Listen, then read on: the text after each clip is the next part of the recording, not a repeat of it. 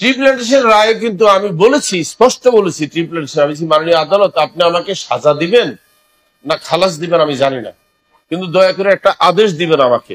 বলে কি, আমি সেই রায়ের মধ্যে একটা লাইন লিখবেন যে পাবলিকের টাকা ফেরত দেওয়ার ব্যবস্থা করা হোক।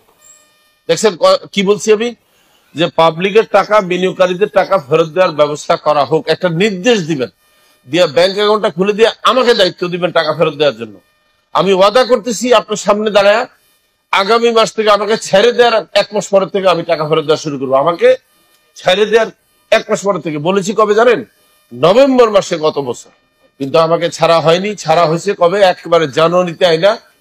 এরপরে রায় দেওয়ার সময় ওই অর্ডারটা ইচ্ছা করে লেখে নাই, আমি বলবো লিখতে দেয় নাই বাদী পক্ষ।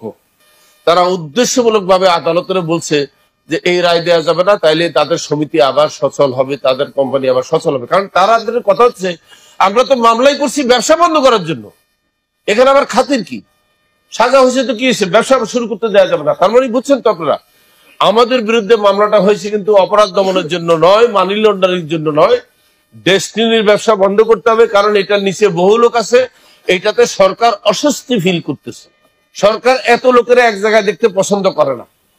আমাকে তারা এমন কথাও বলছে, আপনি কি জানেন এক জায়গায় 10 জন লোক একত্রিত হলে সরকার কত ভয়ে থাকে যে এখানে কোনো ষড়যন্ত্র হইতেছে কিনা।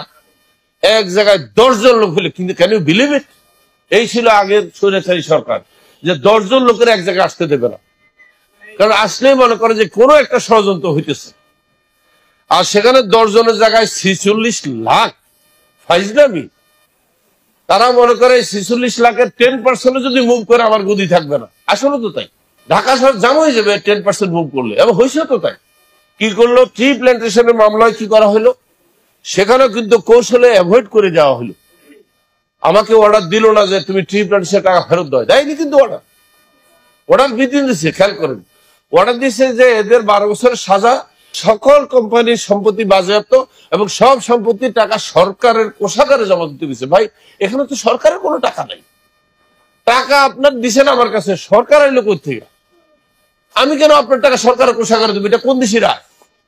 আজকে যদি এমন হতো আমি ব্যাংকে থেকে টাকা নিছি, সরকার আমার বিনিয়োগ করছে, আমি সরকার দিতে বাধ্য, ওনার টাকা আমার কাছে, টাকা ফেরত দিলে আমি ওনারে দেবো, সরকার এখানে কে?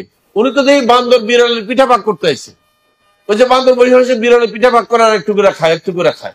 আপনি কি জানেন সবচেয়ে ন্যাক্কারজনক ঘটনা কি? আমাদের প্রপার্টি দুদক ভাড়া দিয়ে খায়।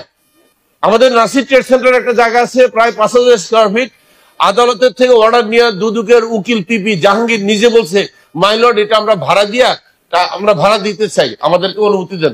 জজ অনুমতি দিয়ে দিচ্ছে, ভাড়া দাও। আমাদের সম্পত্তি, সমিতির সম্পত্তি দুদক কিভাবে ভাড়া দেয়? এই বিচার এটা হইল? আমি জানি না কিভাবে এটা হয়েছে। আমি এটার বাধা দিয়েছিলাম, কোনো কাজ হয়নি, যেহেতু আগের সরকারের আমলে আমাদের কোনো স্বাধীনতা ছিল না।